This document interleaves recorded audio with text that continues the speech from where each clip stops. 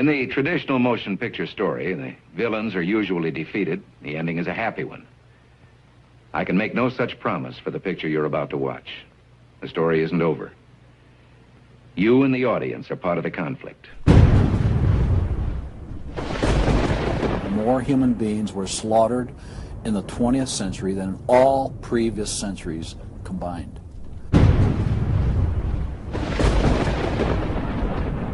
We're talking a congressional record, 135 million dead. Their entire purpose was to detach our culture from any moral anchors whatsoever.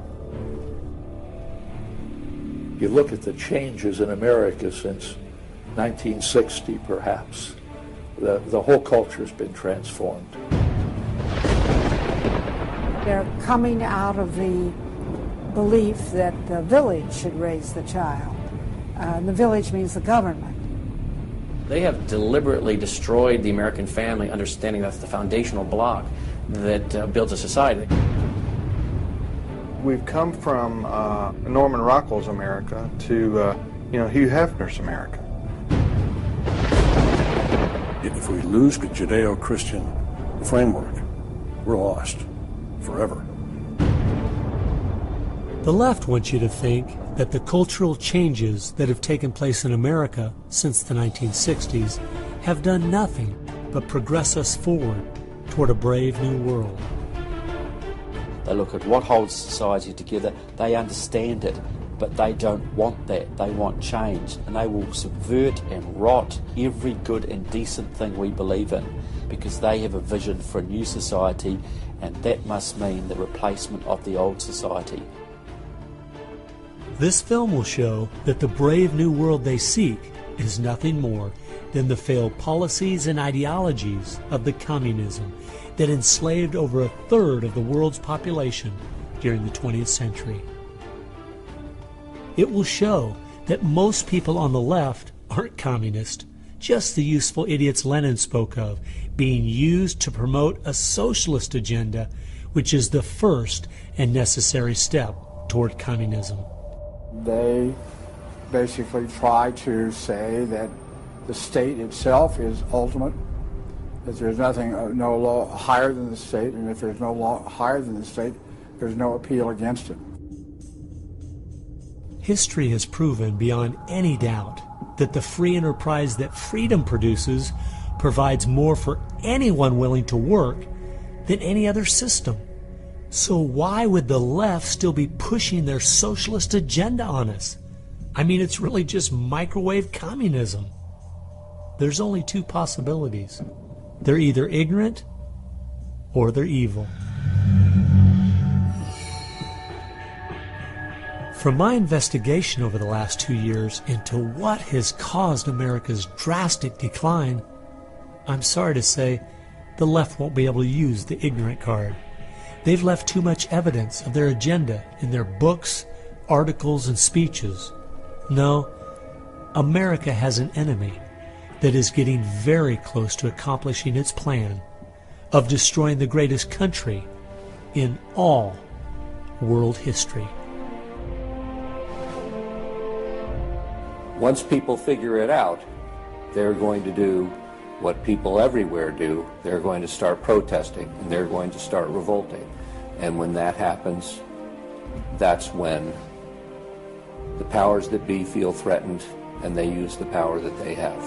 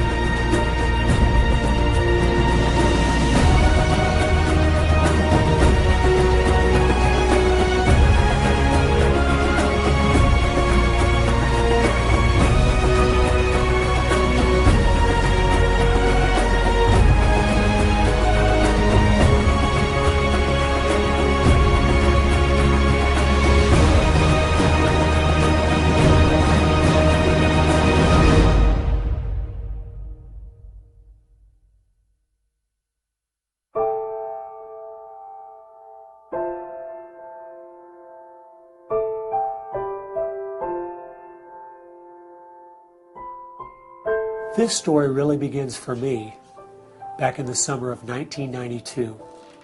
I got a phone call from an older gentleman I knew who was a writer, and he asked me if I'd go attend a meeting for him at the University of California, Berkeley. He told me that the Communist Party USA had recently split over differences of how to best take America down. Some were wanting to still work toward a violent revolution, while others were wanting to focus their efforts on using public policy to subvert America from the inside. He was curious what they had to say. I mean, after all, the Berlin Wall had just come down, the Soviet Union had dissolved, and the whole world was saying communism is dead. So why were they meeting, and what were they up to?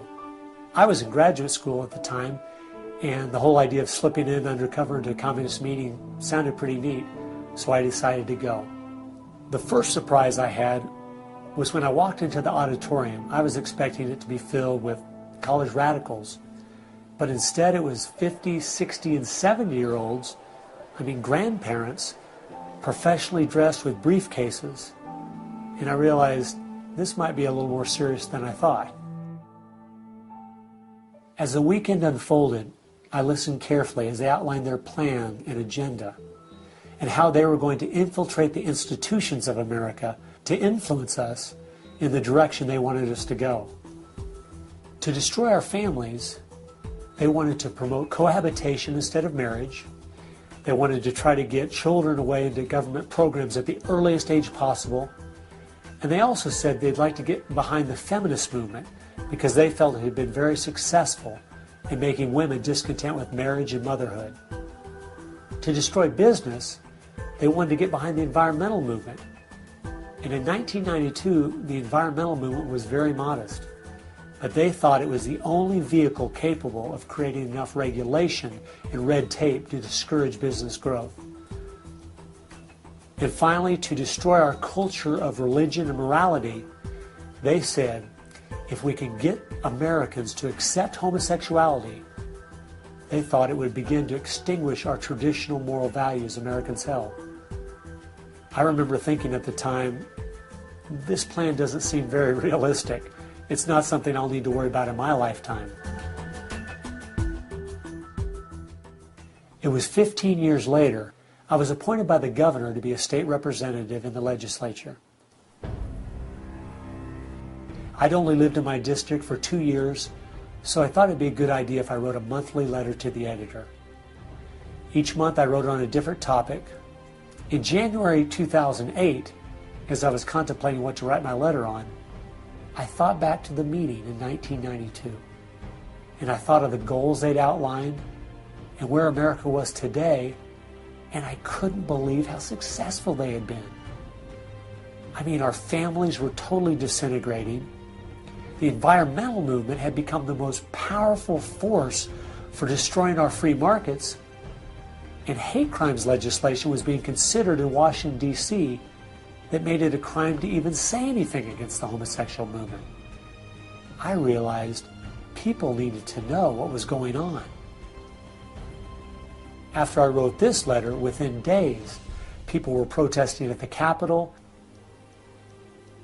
It was a feature story on the evening news. Controversial comments have state legislators buzzing tonight. After a freshman lawmaker alleges the communist agenda has infiltrated mainstream America. It's the big story, live at 6. And over 40 letters to the editor had been printed in response to what I'd said.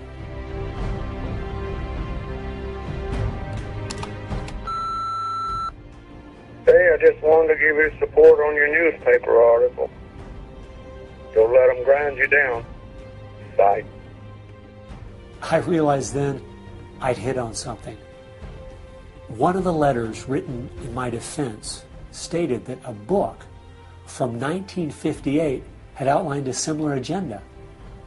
And this got my attention. The book was The Naked Communist by Cleon Skousen, who had been a former FBI agent.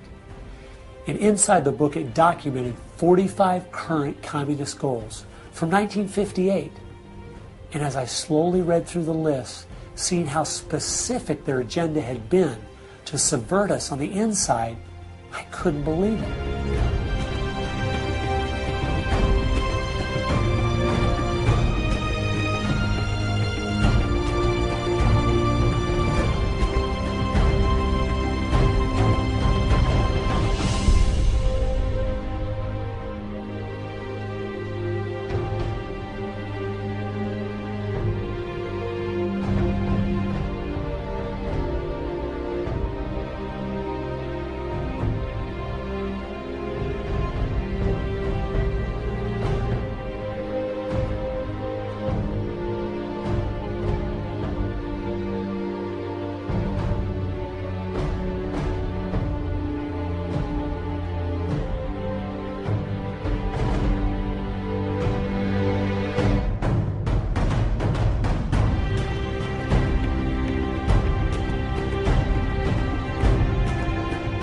They'd accomplished almost every single one of them, and nobody seemed to be noticing. For at least the last 50 years, they'd been working actively behind the scenes, in the shadows, trying to move our people and our culture in a direction that was designed to destroy us.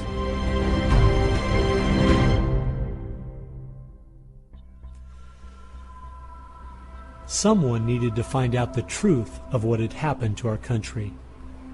Could all of these very specific goals have been accomplished by accident?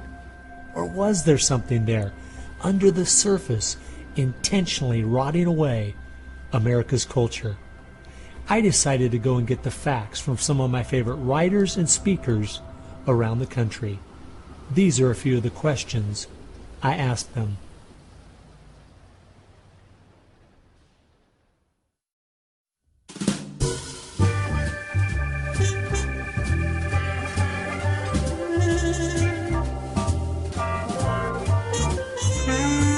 The common myth is that communism is dead, but there are more Communist Party members in the world today than there ever have been. One of the things the communists are doing worldwide is not using that name. And so what we have is people with some of the same ideas masquerading in the United States under a variety of names. They're even trying to get away from the word liberal to describe them, and they're trying to call themselves progressives.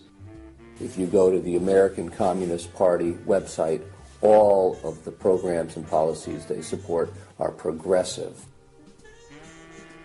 So progressives are anything from a hardcore liberal to a communist to a socialist. They all call themselves progressives, and they all have broadly the same values and work together. J. Edgar Hoover is called the masters of deceit. And a good magician waves one hand in the air while he's doing his dirty work with the other hand. And while everybody's saying communism has died, they moved through much of Africa. Communism is resurgent in South Africa. Into South and Central America. Right now, 6 countries in Latin America are now communistic. We have communist China, we have Cuba, North Korea, we have Vietnam. It still dominates behind the scene in Russia.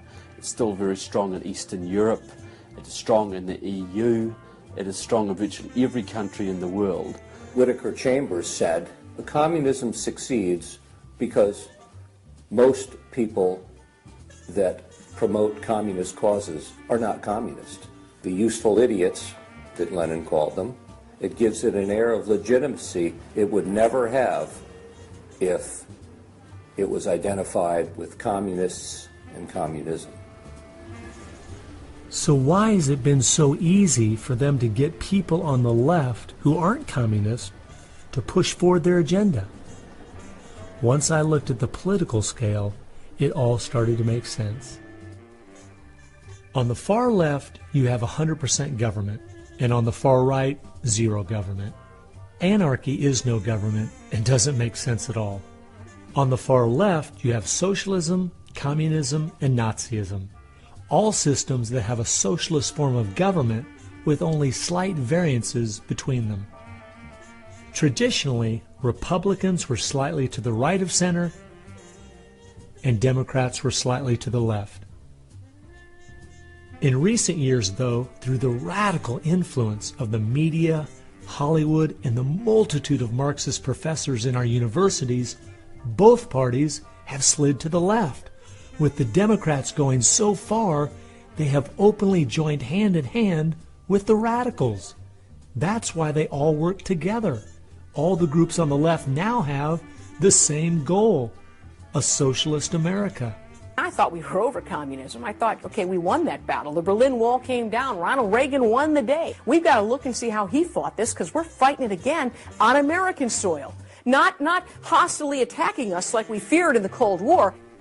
It is from within. And it has no opposition, none. And that's the frightening thing.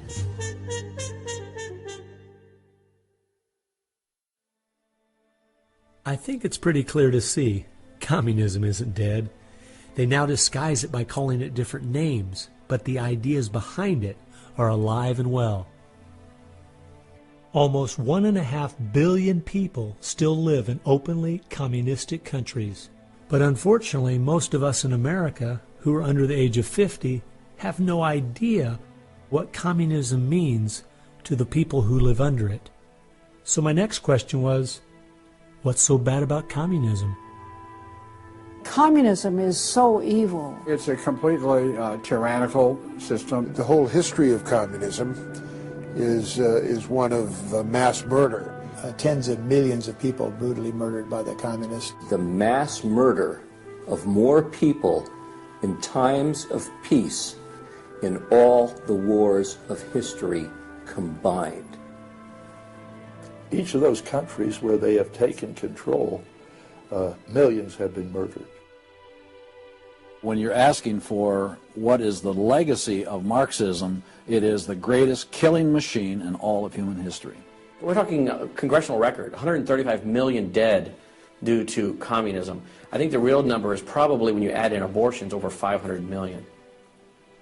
The rulers lived rather well, and at the same time you had all kinds of people who were enslaved, put in prison, oppressed, so you had really the opposite of what they claimed was going to be the result of their revolutionary activities.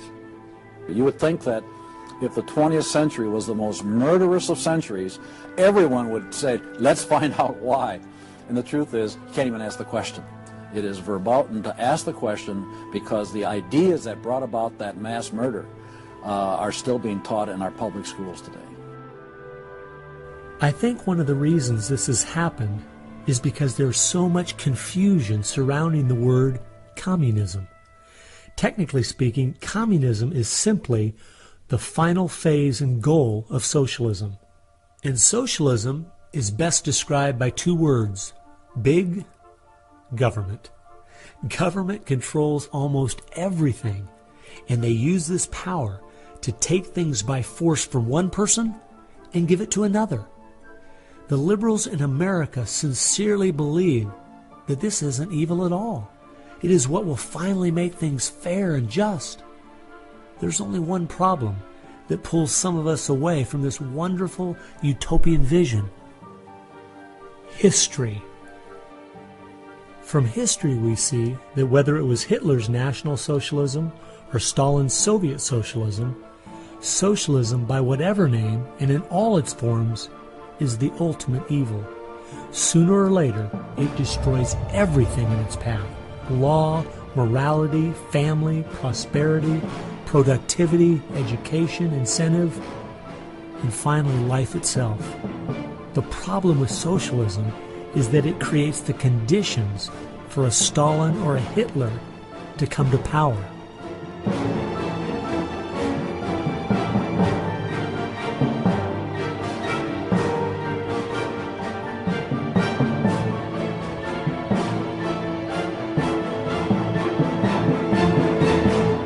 And that's why communism has such relevance today.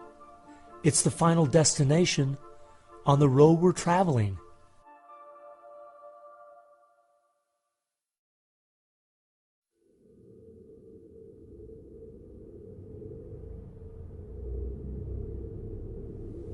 Friedrich Nietzsche tried to convince the world that God was dead. Charles Darwin tried to prove that humans are simply part of the animal kingdom. And Karl Marx realized that the philosophies of Nietzsche and Darwin would legitimize his own philosophy of communism. He knew their ideas would justify the brutality and slaughter that would be necessary to implement communism worldwide.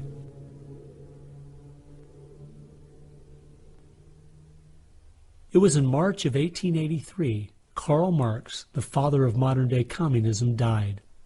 The assumption that communism would die with him was a logical one, since only 9 people attended his funeral.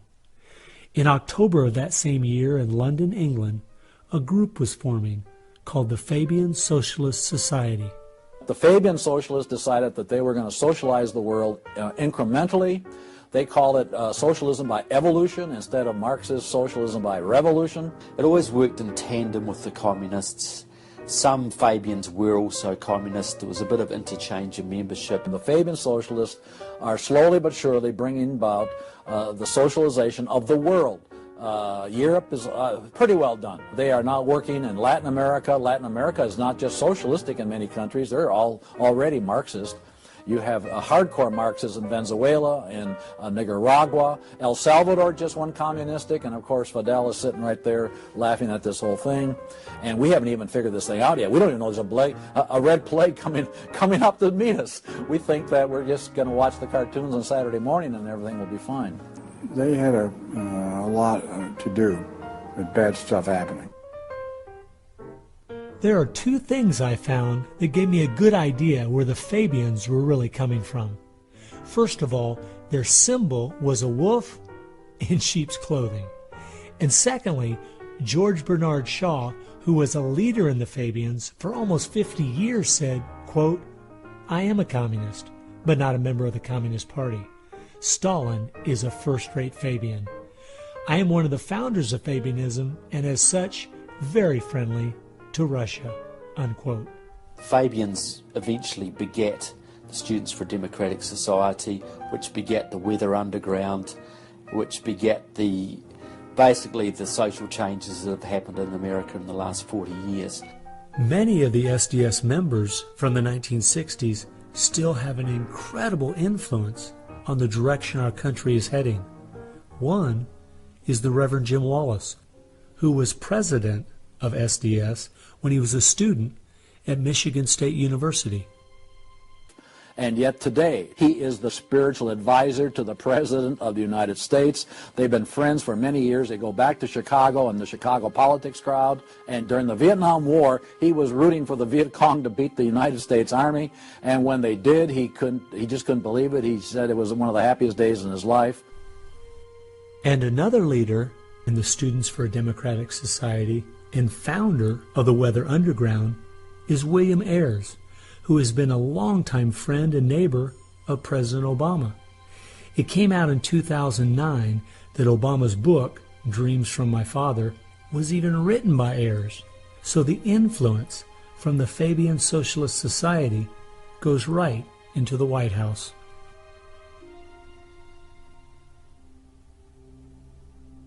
The next group I found that has seriously impacted America's culture is the Frankfurt School.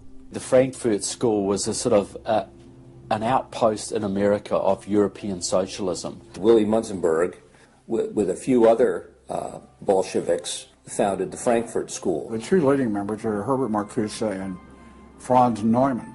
Franz Neumann was, in fact, a Soviet agent. Their entire purpose was to stand the entire educational system of the West, and the United States in particular, on its head.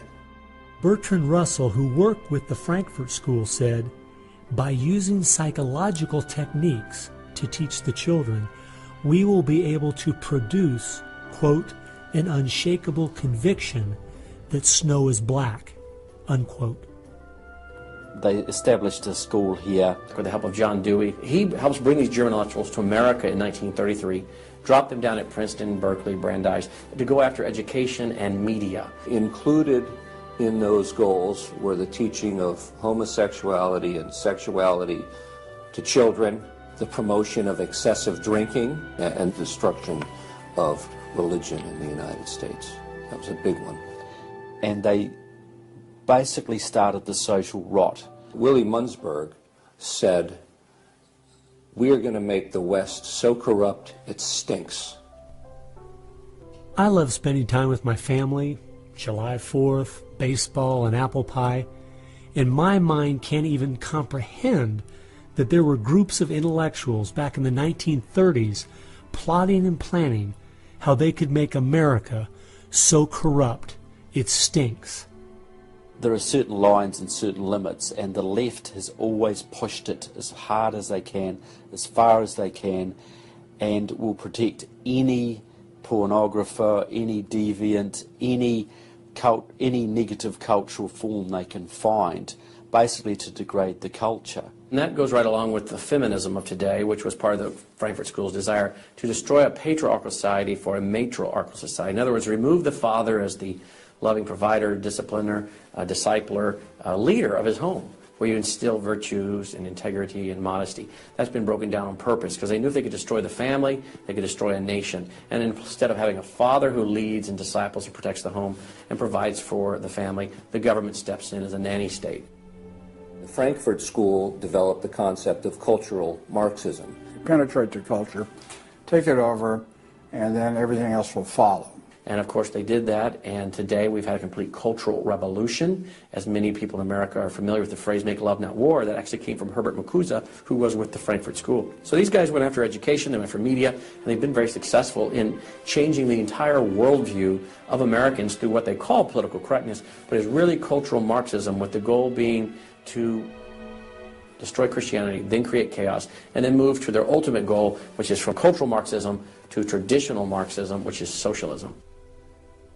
Most of the strategy to remake America from within started with Antonio Gramsci, who wrote over 2,000 pages back in the 1930s outlining how to take a Judeo-Christian culture down from the inside. The plan he suggested has been the main focus of the left ever since. Antonio Gramsci was a neo-Marxist philosopher. Antonio Gramsci was an Italian communist. Antonio Gramsci is probably the biggest troublemaker in the world. He's probably got more responsibility for our social ills than anybody else on the planet. He knew of the importance of undermining the morals and the character of this country.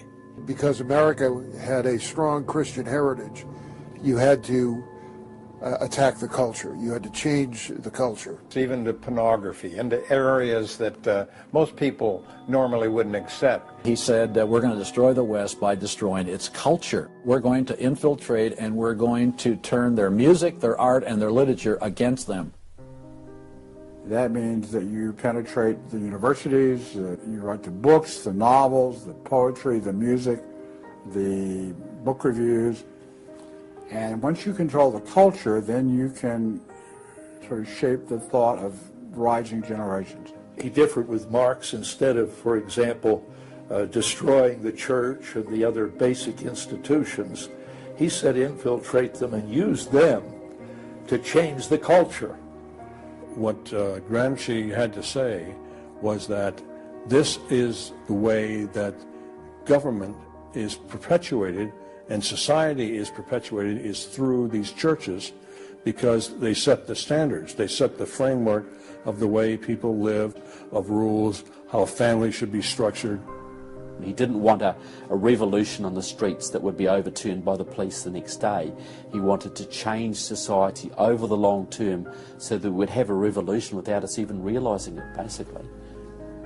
And the communists have been very effective in promoting their ideology in Hollywood, in the mass media. And I think he was quite right. I think that's exactly what has happened. I think that's what's worked. I think it's working that way now. And that's where a lot of these people come from. And that's been the big success story of communism in the last 50 years. It's the professors, it's the educationalists, it's the journalists. They are the shock troops, the Gramscian shock troops of the future. And one of Gramsci's all-star disciples, Saul Alinsky, became one of the most influential radicals of the 1960s. Well, Saul Alinsky was a prominent radical in 1930 Chicago. He worked closely with the Communist Party. He used to go down and train at the rifle range with Leon Dupre, who was later a mentor of Barack Obama. And they used to train to shoot because they knew the revolution was just around the corner. But that didn't come, so he got a bit more subtle. Well, Saul Alinsky called for a community organizer to stir things up, to create agitation. In fact, he said, you'll be accused of being an agitator, and that's exactly what you are. He wanted the haves and have-nots fighting with each other. It wasn't until I was watching an old film from World War II that I realized what the left has been doing in America to pit the poor against the rich, blacks against whites, and the young against the old, is the same tactic Hitler used to disunify Germany. You see, they knew that they were not strong enough to conquer a unified country. So they split Germany into small groups. They used prejudice as a practical weapon to cripple the nation. Remember that when you hear this kind of talk. Somebody is going to get something out of it, and it isn't going to be you. And they use the conflict as justification for more government to stop the chaos. So they create the chaos, and then they step in as a solution to the chaos. And as Francis Schaeffer said, once this chaos comes, most people will willingly give over to an authoritarianism because they don't want the chaos. His book was kind of the field manual, if you will, for these activist organizations. Which President Obama studied and taught at a workshop for 4 years in Chicago as a community organizer for ACORN. As I was reading through Rules for Radicals to see where he was coming from, I just happened to take a look at the dedication in the front of the book. And this is what I saw. Quote, "Lest we forget at least an over-the-shoulder acknowledgement to the very first radical, the first radical known to man who rebelled against the establishment and did it so effectively that he at least won his own kingdom. Lucifer." Unquote. Saul Alinsky from Antonio Gramsci has had an incredible amount of influence on our president and on our society, and he dedicates his book openly to Lucifer, Satan. I think that says more about where their ideas and plans are based than anything else. You asked what Saul Alinsky's impact is on the leftist movement today, and it basically defines it. It defines it. Saul Alinsky took the best of Gramsci and the best of the Fabian socialist ideas, combined, repackaged, and sold them to the 60s radicals. After studying Alinsky, Richard Cloward and his wife, Frances Fox Piven, came up with what is today known as the Cloward-Piven strategy. Now, their idea was basically that to destroy society or destroy capitalism per se, they needed to overload the system. The idea was to get everybody you possibly could on welfare, to get everybody you possibly could basically milking the system in some way or another. It was called the crisis strategy, and it became very well known by activists and radicals in the 60s. They published an article in the May 1966 issue of Nation magazine called The Weight of the Poor, in which they outlined their strategy. Rathke read that article, and Rathke ended up starting what we now know today as ACORN. And of course, Cloward and Piven had been studying Saul Alinsky. So Antonio Gramsci gives us Saul Alinsky. Saul Alinsky gives us the Cloward-Piven strategy, this husband and wife that said, hey, let's collapse the American economy by implementing so many entitlements, so much of a welfare state it collapsed. Rathke studied the Cloward-Piven strategy. He starts ACORN. And of course, ACORN gave us Obama.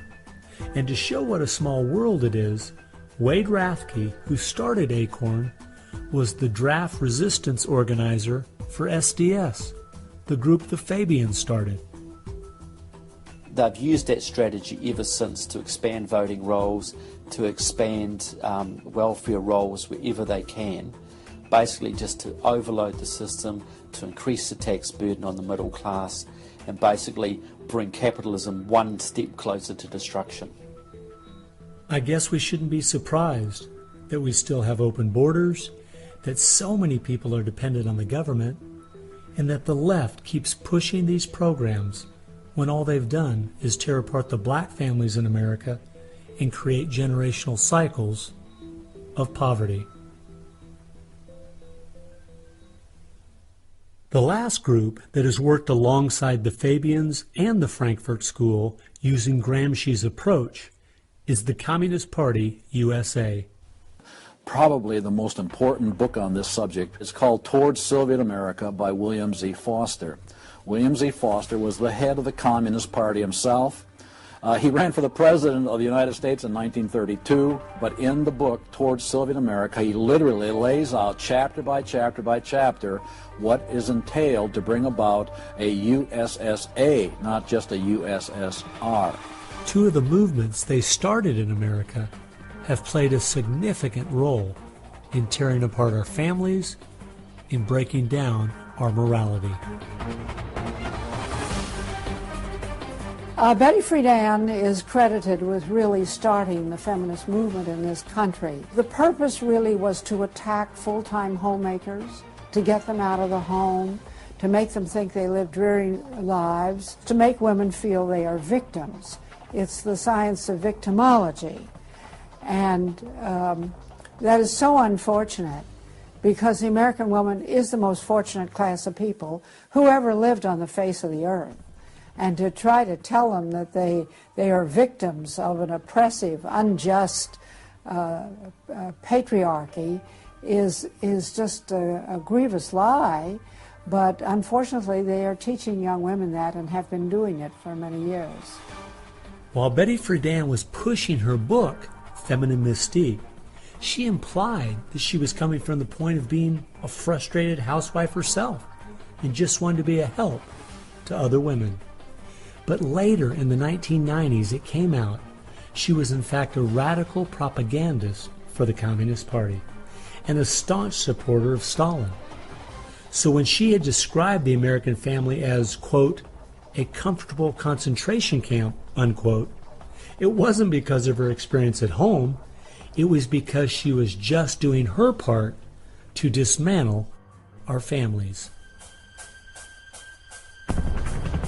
I'm a student of communism, and the communists set up various groups and various societies. Their society that they set up to promote homosexuality in this country was called the Mattachine Society.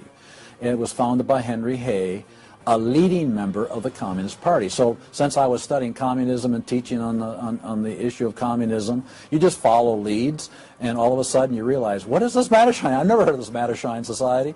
Well, it was Henry Hay's organization set up to infiltrate the culture of the United States to make homosexuality normal.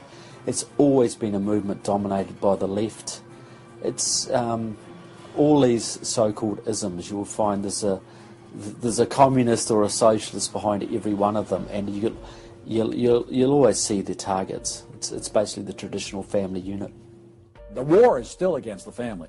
If you go back to the Communist Manifesto and read Karl Marx carefully, the war is against what they called the bourgeois family, which was really the biblical family, father, mother, and child. They want to plow through marriage. They want to change the very definition and meaning of marriage, because their open door to engineering society in this utopian way is blocked by the very values of our Christian civilization that's taught through marriage.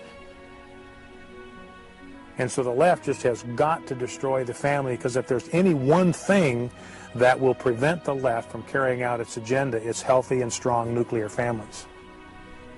And so from the Fabian Socialist Society to the Frankfurt School to Antonio Gramsci and the Communist Party USA, from these four you will find connections to almost every left-leaning person and organization in America.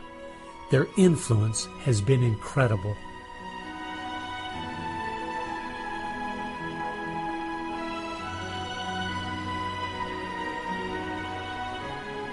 It was in the 1960s all the groups on the left seemed to realize Antonio Gramsci was right. In a Judeo-Christian society, you will never be able to persuade people to rise up in a Marxist revolution and start killing each other off. The only way to take the culture down is through penetrating the institutions of influence to change the people from within.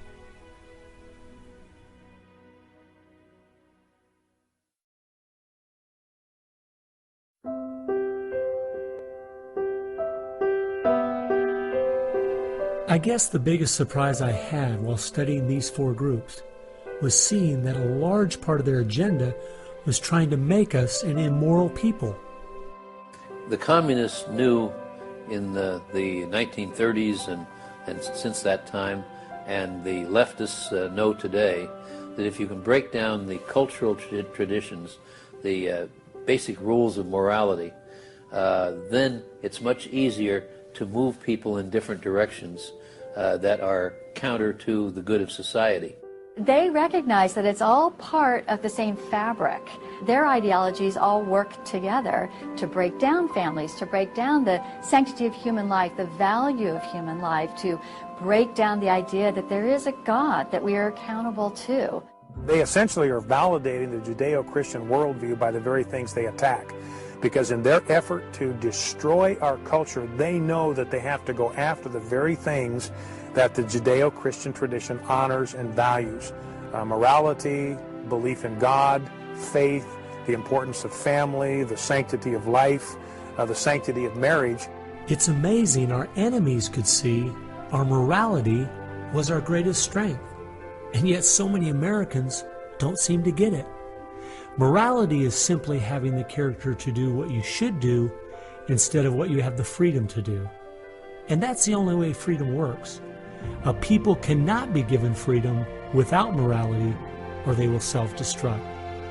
And that's what we see happening in America today. The bottom line is freedom and free enterprise are simply fruit on the tree of morality. Our founding fathers clearly understood this principle, and so do our enemies.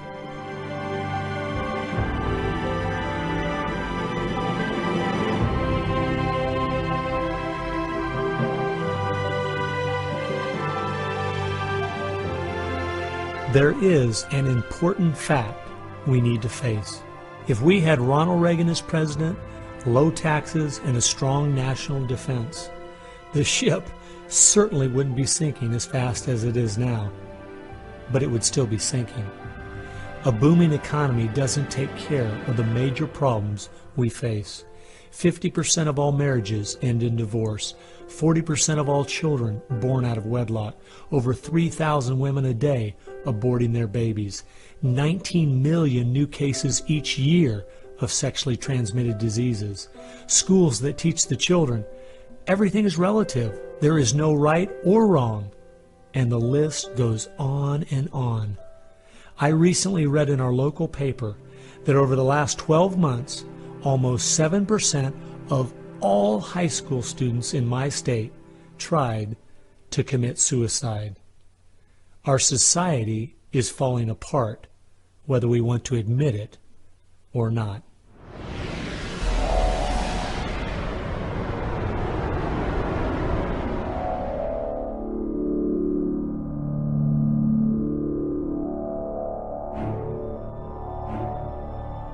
Karl Marx had the insight to see that dethroning God and destroying capitalism went hand in hand. As you attempt to dethrone God by erasing the morality in a society and destroying his institutions, the family and the church, you are destroying capitalism. Because as the families fall apart and the church loses its influence, society starts to crumble. And then government has to expand to pick up the pieces. The question, as Whittaker Chambers put it, was God or man? God or man? Karl Marx was an atheist. Marx's philosophy was that people existed for the benefit of the state. What Marxism did and does, and all the other isms of the modern era, is to try to dethrone God by deifying man. You have to discredit God. He's your competition. The 20th century ushered in several ideologies that sought to devalue God and elevate man. Communism, relativism, humanism, they all deny that there's a God, and they claim that by doing so they're really elevating man. But if you look at how each of those philosophies end up working out in real life, there are always some classes of human beings that don't deserve the same value or rights as anyone else. To turn it around, to believe in freedom, the way we have been raised, you have to believe that there's something precious about every human person. And of course that's from the Bible. Imago Dei, we are all created in the image of God. Therefore, every human being is entitled to respect and dignity and freedom, and that is distinctive to biblical religion. You don't find anywhere else.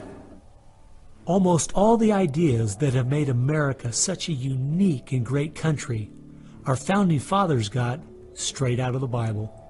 I guess that's why the left only has a problem with one religion, biblical Christianity. They never complain about separation of church and state when it comes to Islam, Buddhism, Hinduism, or any of the other religions.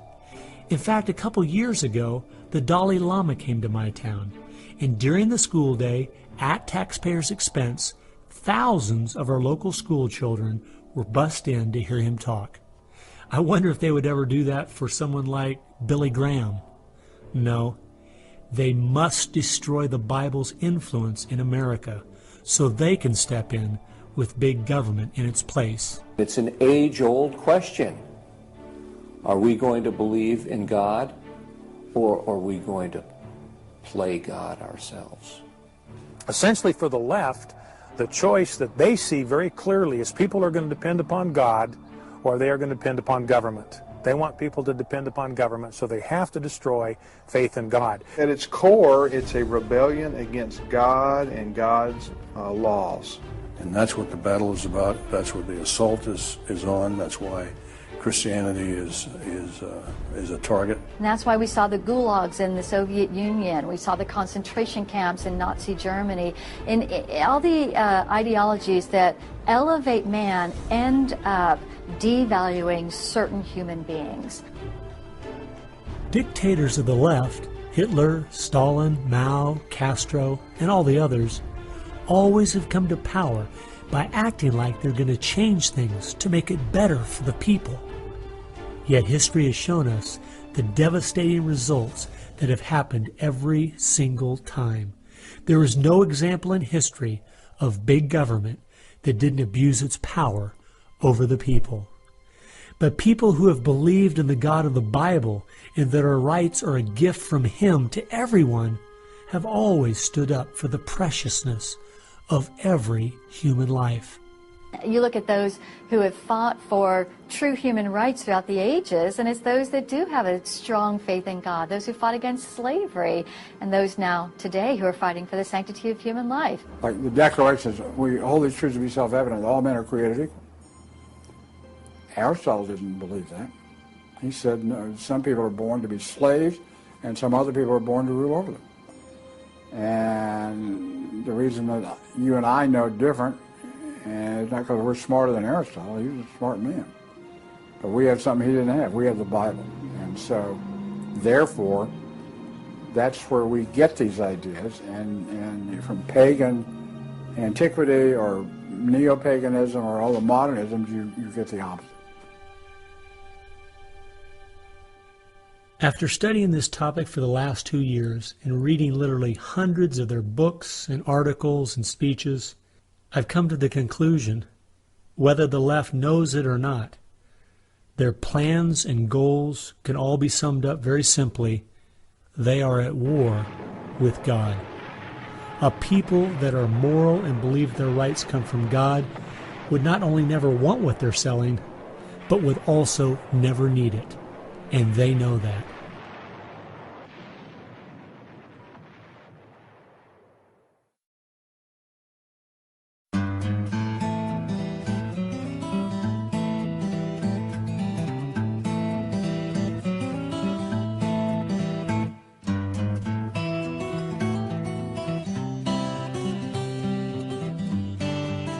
It's obvious if you're trying to subvert a country, you want to control the news. You want to control public opinion. A lot of people realize, well, there's a biased media, and most people know that. Even the Washington Post admitted it. Yeah, we were biased for Obama, so what? And when you enter into the equation, so what?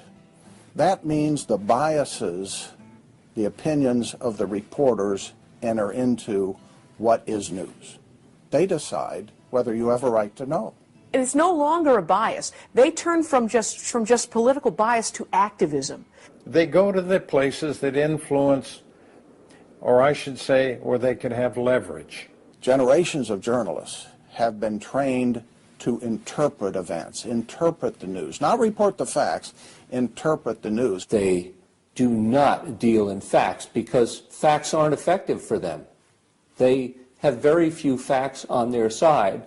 They've gone into and penetrated these major areas to where they can influence it in the direction they want to go. We've seen a massive shift away from old-fashioned objective news reporting to what he called interpretive reporting, what others call advocacy journalism.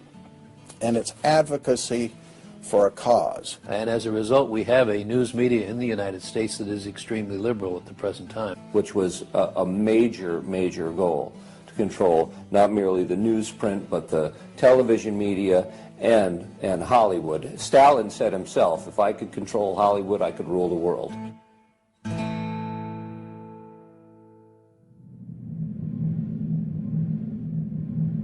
Children are always the first targets of anybody trying to bring down a system.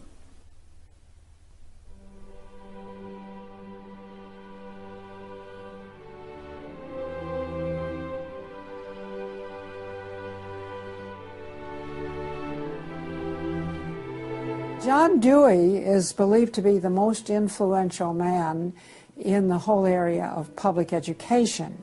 He went to Russia in 1928 to help study the Karl Marx way of education and bring it back to America. Dewey was an atheist. He was a socialist, a humanist. He was part of the Socialist Society in America, helped found that. What he believed in was that education should socialize the child to make him a willing tool of the state.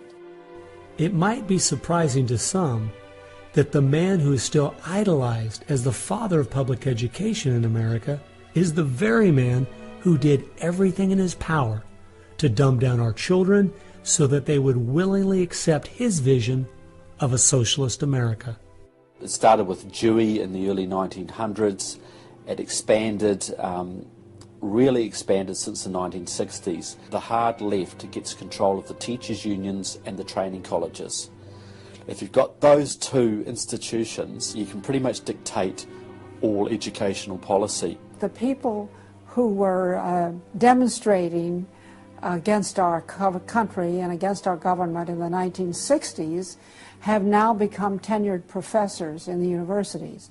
So they're the ones who are writing the textbooks, teaching the teachers, running the teachers' colleges. And it's self-perpetuating, because once you have the universities, then you train more cadres and more and more and more. And they discovered that they could do more to remake our country by going into the schools than they could by throwing bombs. I believe the average patriotic American underestimates the importance and influence education has on their children. That's how the large majority we had in 1980 to elect Ronald Reagan in a landslide has been lost. It's not because the other side has had lots of children. No, they're aborting theirs. But instead they're capturing ours through the propaganda they teach them, 7 hours a day for 13 years, and even longer if they attend college. We are losing most of our children to the other side because of the anti-American, anti-God, and anti-free enterprise rhetoric they are filled with in the government schools. Government schools are not teaching basic reasoning processes. They're not teaching logic. They're not teaching actual data of history and science and mathematics. And if your education is rather limited, then you're inclined to believe that government can be the solution to your problems. When you look at the desks in the schoolroom, you'll find 4 together, or maybe a table, they sit around a table. Independent desks are very rare in most classrooms because they don't want to promote the self-sufficiency, independence mindset. You go back to William Z. Foster in his book, Toward Soviet America, you will see how he has a whole chapter there on how we have to supplant education in this country and ultimately force every student to attend public school. That's the other thing. I hope the homeschoolers catch on to this. The homeschoolers and the Christian day school movement are going to have some very rough times ahead of them because the public school crowd cannot afford to have any competition.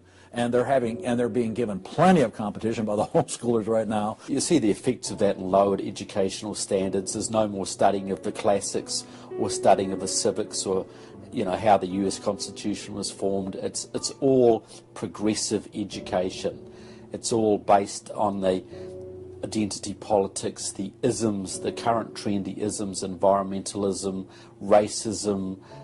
They're training them for the collective, and a collective mindset and a dependency mindset. And it seems that they, again, want to have people be uneducated, so then they do become wards of the state. They're dependent on the government to provide everything for them.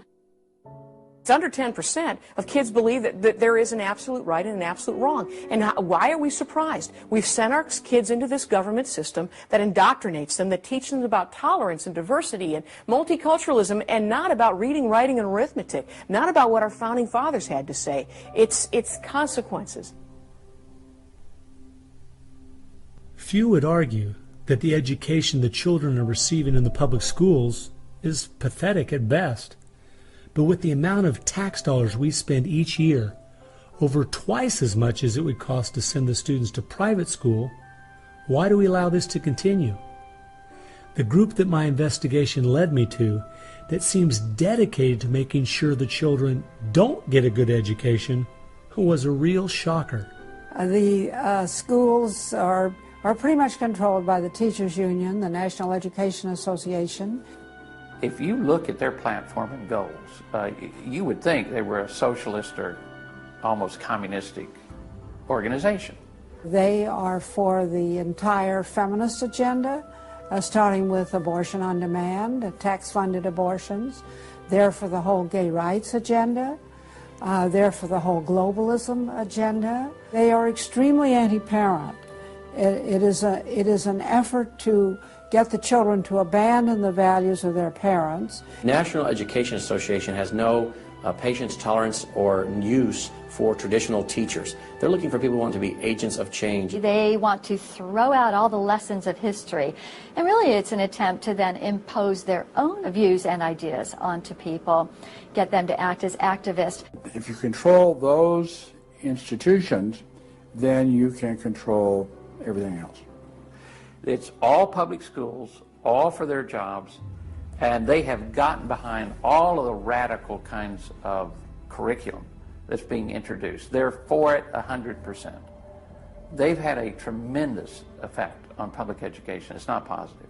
We also see immorality being promoted through our schools. The kind of sex ed curriculum that is being used and paid for with our tax dollars would shock most parents. I think one of the main problems we face is parents naively thinking that the schools are the same today as they were when they were young.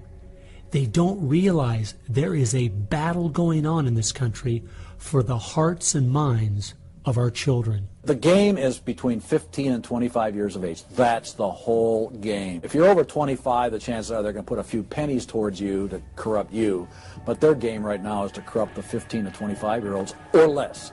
And right now they're down in the first grade with Heather has two mommies, Daddy's roommate, gay pride parade, and now by 8th grade they'll pass out condoms in school colors because that's so patriotic.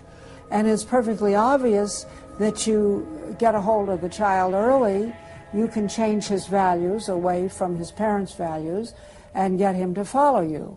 And they're very open about saying that. The National Education Association has passed resolutions saying they want children from birth. Isn't that interesting? The Communist Manifesto also thought the state should take control of children at birth.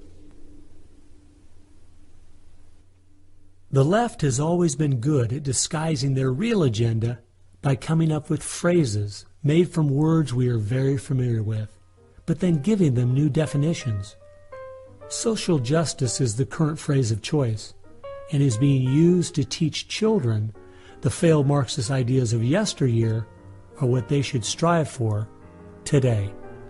We see social justice curriculum today, which is the buzzword for communism, socialism, Marxism, which Bill Ayers is teaching. It's in many of our colleges, and the social justice curriculum is being taught in high schools all over the nation. Justice is good. If you then start calling it something blank justice, then you're modifying it. And what it really means is, I think, taking from one group of people and giving to another group. So I would call it socialisms. and it's used to break down the differences between the way things are done and the way it should be done. So when they're teaching social justice in the schools, they're not talking about free enterprise and capitalism and individual self-responsibility, all the things that made America great. They're talking about the things that made Europe and the Soviet Union and China so bad. The longer we allow our schools to teach the children that America has so many faults it's not worth saving, instead of the fact that even with its faults, it is the greatest country that has ever existed, the less chance we have of ever turning our people back from the dead-end road we're currently on, a road that promises to give us a perfect world if we'll only give up our sovereignty and our freedom. You're going to find more and more of the following. This is now called a world pledge. We no longer want the Pledge of Allegiance to the flag of the United States of America because that is considered nationalistic, and of course the socialists, communists, and the Marxists and the extreme left wing in the country want nothing to do with it. I pledge allegiance to the world, to care for earth, sea, and air, to honor every living thing with peace and justice everywhere. This came out, first of all, in Superior, Wisconsin. So Superior, Wisconsin was their guinea pig, and there was very little said against it, and so it would then go to the next and the next and the next, and before long you'll have the whole school system standing up saying, I pledge allegiance to the world instead of I pledge allegiance to the U.S. The public schools right now, if you'll read Towards Soviet America, have nearly accepted every item that William Z. Foster said we needed to place into the public school curriculum. And we're seeing the results, you know. People are not as informed as they once were. They think in different ways, and they think in the way that the left intends them to think. Antonio Gramsci realized that if you can take over the institutions and the culture, you will be able to use those to influence society to create the socialist man you want. I think the most brilliant part of his plan was that he realized you could not only create a man that wanted big government to take care of him cradle to grave, but, and this is the genius of Gramsci, you could create a man that needed big government to take care of him cradle to grave. A man so dumbed down and so minimized in society, he wouldn't have the intellect or character to take care of himself. The reason this is so deadly for America is that once we have a certain percentage of the population in that category, our limited constitutional form of government is no longer possible because too many people won't be able to exist in that framework. We are approaching that tipping point rapidly.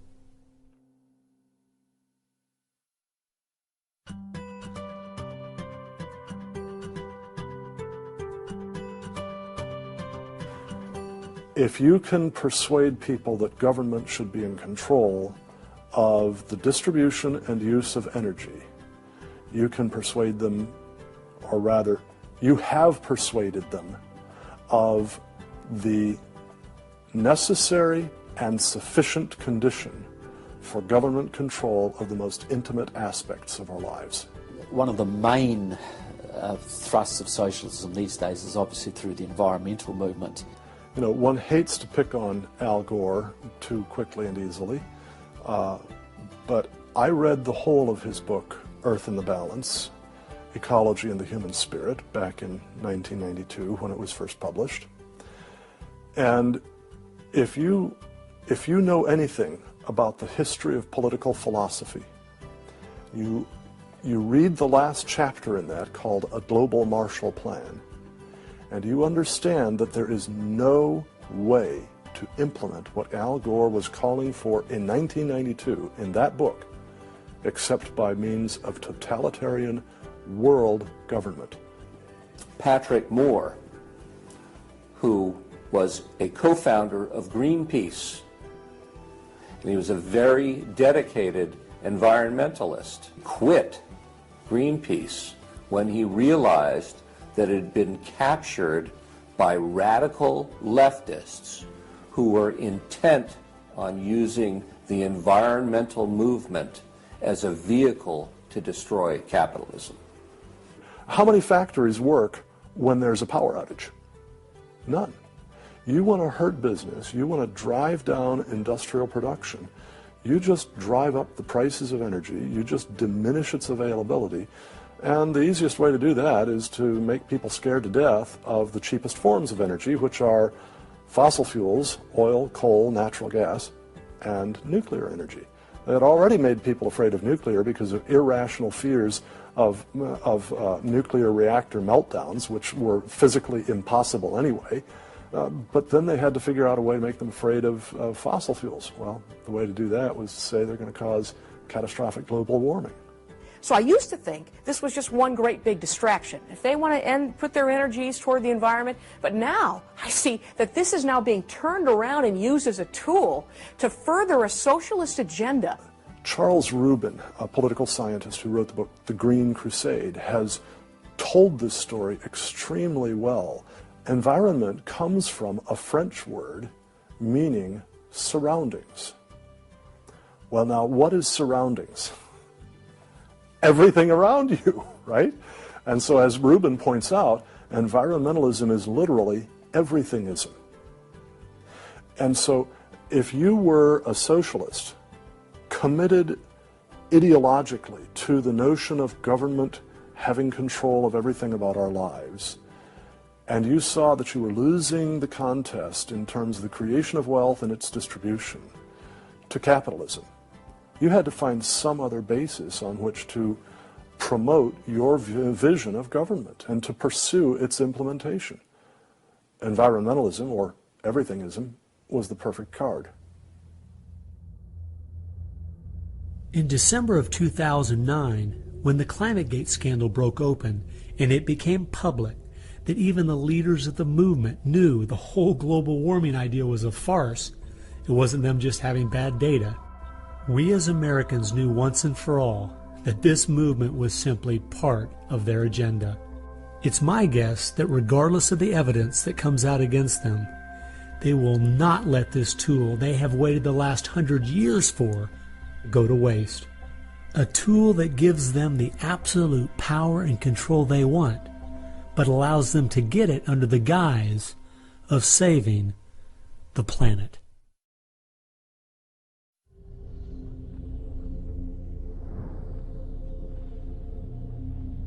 He was born of left-wing parents.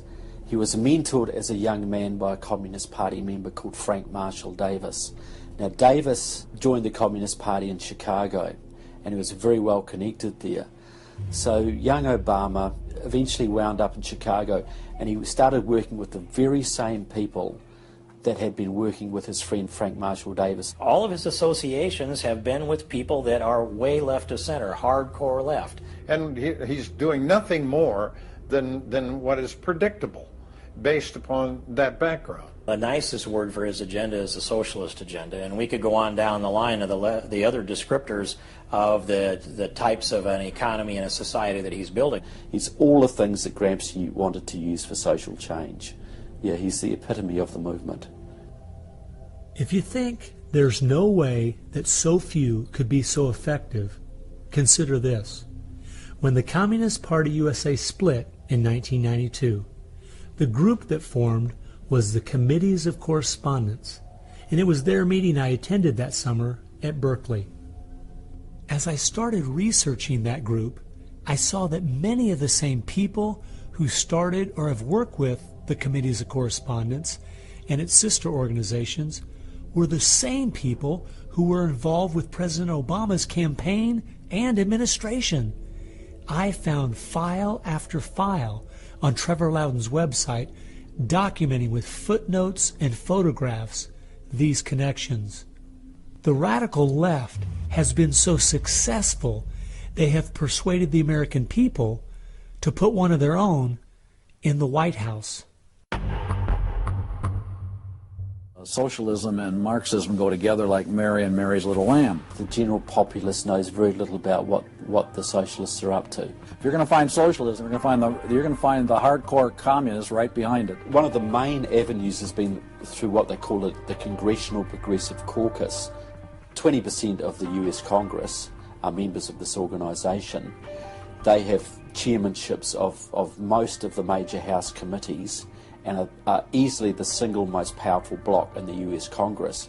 And virtually all of them are tied to either Democratic Socialists of America, the Communist Party USA, or other radical organisations. We're literally at this very time watching what's transpiring and has been going on from the Fabian socialist point of view from 1883 to the present. So these guys don't give up. And they're going at a breakneck speed because they know they've got an opportunity now to change America in a way that can never be changed back.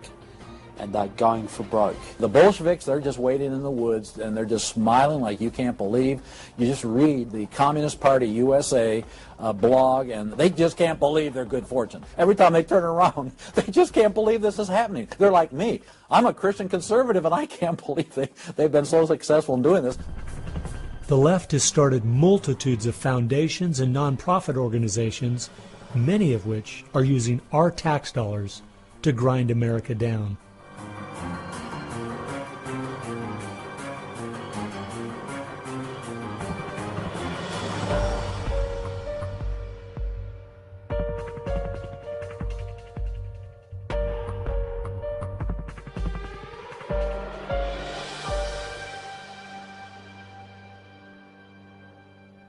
They use all kinds of patriotic words to masquerade an extreme leftist orientation, which, if anything, would enslave the people in the same kinds of things with the same kind of ultimate results as communism had. The communists will let the socialists go so far, and then ultimately the communists really turn on their fellow socialists and they wipe them out too. And their attitude, I think, is really probably pretty close. They figure, look, if these socialists betrayed their own country, the chances are, once we get in power, they'll betray us too. So they'll figure, let's just rub them out right now. And at a given point, you'll see in the history of communism that they've been very effective in rubbing out their fellow socialists who brought about their socialism before the Bolsheviks and the hardcore communists with a capital C took them over. One thing we do really have to recognize is this is a domestic enemy. This is not just people with different ideas. These are not just nice folks who have funny, silly ideas that they will eventually figure out are just not very mature. No, these people are dangerous, dangerous enemies, and they are intent on overthrowing this country and imposing a socialist system that will mean extreme hardship for the vast majority of people in this country. That's true with them constantly seeking to re-engineer society so they reach this level of utopian perfection. Where we, on the other side, we advance the idea that this is about the cause of freedom, and if it hadn't been for Jesus Christ, there never would have been a United States of America, because the inspiration for freedom drove our founding fathers. They were informed by their faith, and I believe guided by the hand of God.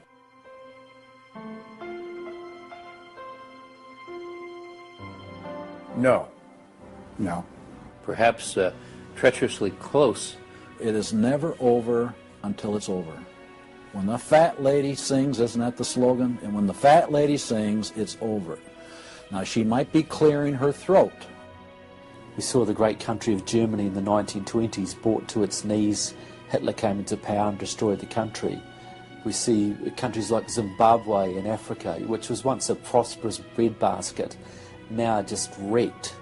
Argentina was destroyed by the socialist Perón in the 50s. It was one of the richest countries in the world. So, no, we're not at the point of no return, but it's getting pretty late in the day. There's no time to be casual, that's for sure. We've spent too many years thinking, because we have Republicans in office, or the stock market is doing well, that everything's okay.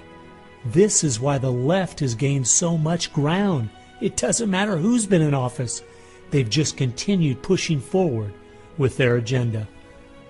Well, I believe this is our last chance to push back.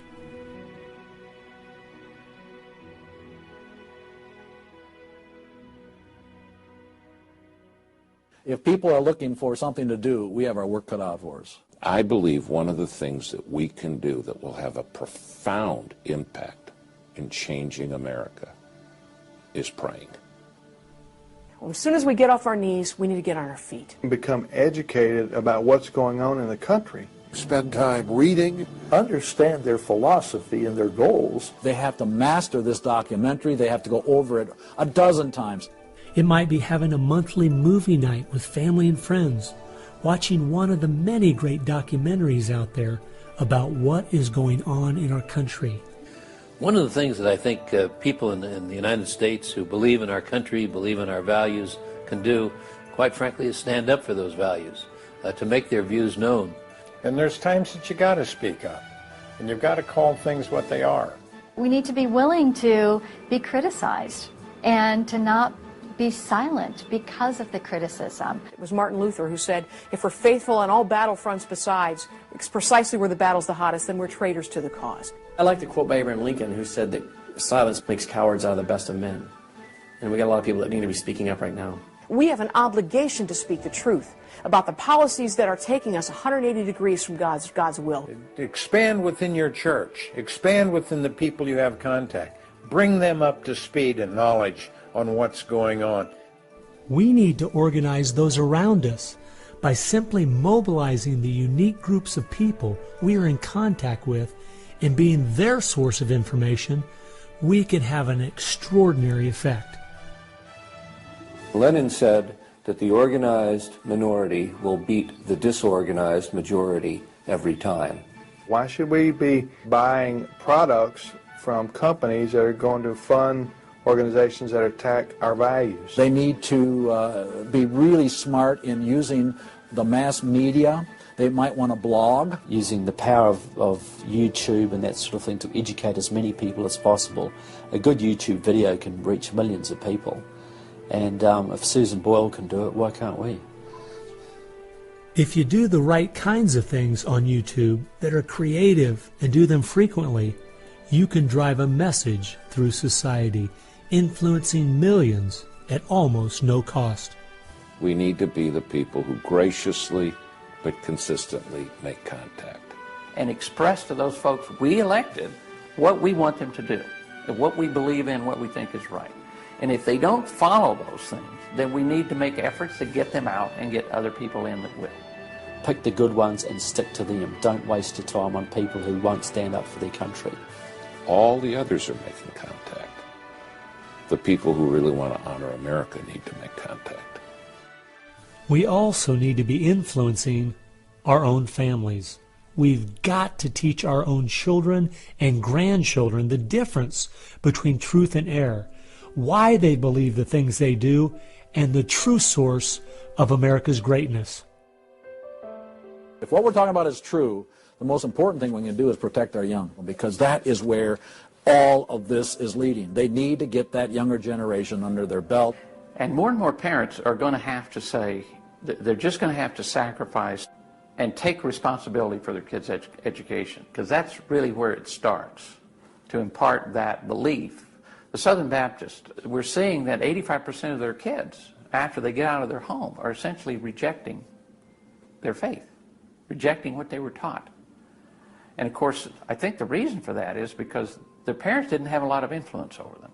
I believe the public schools are the greatest cultural influence in this country. You homeschool your kids or get them in a Christian day school. If there is any way at all, homeschool your children. Homeschoolers out-test everybody. Our children need to be taught from Scripture a properly biblical worldview. That requires time. It requires effort. It requires purpose. Our minds should be the sharpest minds in the world. We need to work within our family to educate our children on what kind of country they live in and build their faith, and then get involved. The left has been working for decades to push us away from God and His laws. And we need to be willing to sacrifice whatever it takes to turn our country back to Him. Throughout our history as Americans, though, there has always been a great price to be paid for preserving, protecting, and defending this great land. The people who built America paid a great price. The people who went to war for our nation boy, did they pay a price. And one of the American values was, we will pay a price for what is right. We will give of ourselves, even if it requires the giving of our lives. That was an American value. That's why it is such a heroic and honorable thing when a soldier defending us pays that price. That's like when you go to Arlington Cemetery in Washington, or the Tomb of the Unknown. You stand there and you say, this is America. We were the people who so believed in these values that it's an honor to stand for, even if it can cost you your very life. One thing I think we do need to remember, though, is that as we look at those we consider to be heroes in the past, they weren't people who just went along with the status quo. They weren't people who were just saying what was accepted at that time in history. They were people who were rising up above the evil that was being committed in their culture at that time. That's why they were heroes, because they weren't like everyone else. Never, ever lose sight of the power of one individual American. They can have an unbelievable magnifying effect just by the very fact they make up their mind to do so. The hope is in this, as Francis Schaeffer said, that as the dull ache of the human soul can no longer be filled with material prosperity, people are going to turn to spiritualism, whether it be pagan spirituality or biblical Christianity. We know, according to the Denver Post, June of 2008, pagan spirituality is doubling in America every 18 months. So we better get out there, because I'll tell you, pagan spirituality and Christianity will both get you to God, but one will get you there as your judge, as your Savior. If we humble ourselves, we fall to our knees, if we seek His face, we pray, and we turn from our wicked ways, then we have a chance for God to hear from heaven, to forgive our sins, and heal our land. And if we are being judged, then we need to use this as an opportunity to show people that this judgment in this life is nothing compared to the judgment that's to come, that's eternal, and really make them understand the importance of fleeing God's wrath by accepting Him, repenting of their sins through faith and repentance. I believe that's the only chance, the only hope we have as a nation. Hope is not found in rhetoric. Hope is found in God, the God of creation. And you know what? Our founders were in covenant with that God. You need a dedicated, informed, praying Christian making things happen and being determined to do so.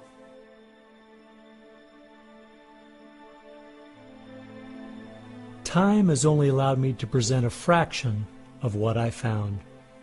The reason I called this film Agenda is because I wanted to make a clear distinction between what I was researching and all the conspiracy theories out there. The dictionary says a conspiracy is an evil plan formulated in secret by two or more persons, but an agenda is simply a list of things to be done.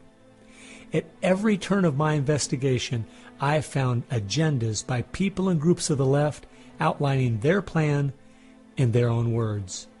They've been doing most of this right out in the open.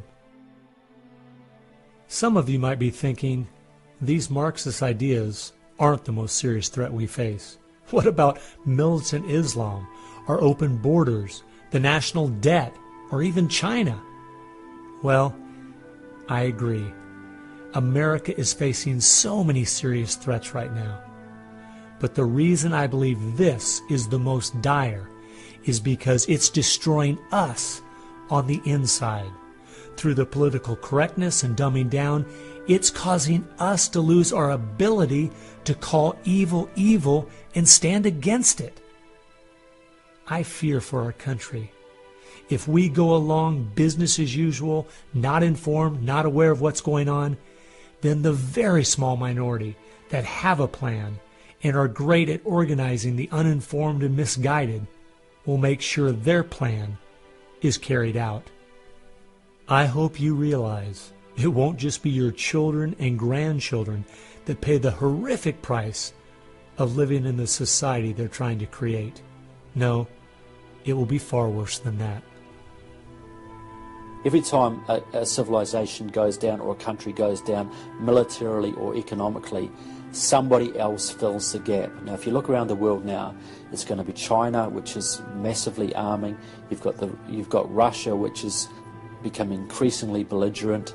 You've got the radical Islamic world, which works hand in glove with the Russians and the Chinese all the time. You've got a virtually red Latin America. You've got a neutral socialist Europe.